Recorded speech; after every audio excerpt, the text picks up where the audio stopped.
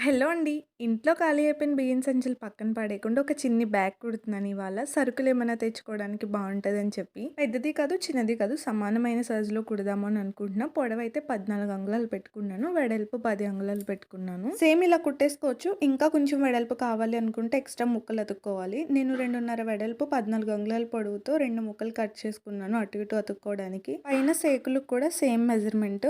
కింద బాటమ్ ఉంది కదా! దానికి కూడా ముక్క అదుగుదామని చెప్పి 2.5 అంగుళాల వెడల్పు, పొడవేమో 10 పెట్టుకున్నాను. మీరు కావాలంటే ఇంకా ఎక్కువ వెడల్పు కూడా పెట్టుకోవచ్చు. ముక్క వెడల్పు పెట్టుకునే కొద్దీ సంచి లూజ్ ఇంకా పెరుగుతుంది.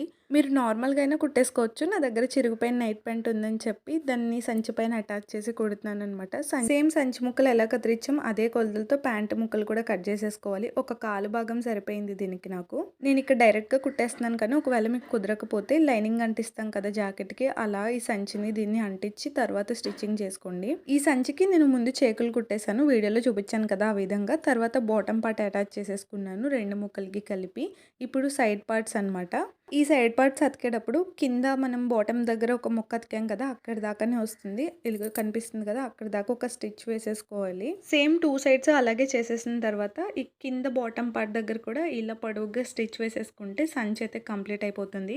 మూలలు కొద్దిగా కట్ చేసుకున్నాను నేను బాగా తిరుగుతుందని చెప్పి. ఇలా మూలలు కట్ చేసుకోవడం వల్ల ఏంటంటే సంచి ముడుచుకుపోకుండా కోణాలు తేలి నిలబడుతుంది. సంచి తిరగదీసుకున్న తర్వాత లాస్ట్లో చేకులు అతికేసుకోవాలి. చేకులు అతికేటప్పుడు సంచిని సకానికి మడతేసి సెంటర్కి మార్క్ చేసుకోండి. సెంటర్కి మార్క్ చేసిన తర్వాత అటొక అంగుళంన్నర ఇటొక అంగుళంన్నరకి మార్క్ చేసుకుని అక్కడ చేకులు అతుక్కోవాలి. ఈ సేకులకి కొంచెం బాగా రఫ్ తీసుకోవాలి ఎందుకంటే బరువంతా కాసేవి ఇవే కాబట్టి. ముందైతే సేకు చుట్టూ కుట్టేసేసుకోవాలి. అది స్క్వేర్ షేప్ లో వస్తుంది. తర్వాత స్క్వేర్ మధ్యలో ఇంటూలా కుట్టుకుంటే సరిపోతుంది. చివరిలో రఫ్ తీయడం మర్చిపోకండి. చాలా స్ట్రాంగ్ గా ఉంటుంది సంచి మట్టుకి. ఫైనల్ గా సంచి అయితే రెడీ అయిపోయింది. కానీ నేను ఎక్స్పెక్ట్ చేసినంత వెడల్పు అయితే ఇది రాలేదు.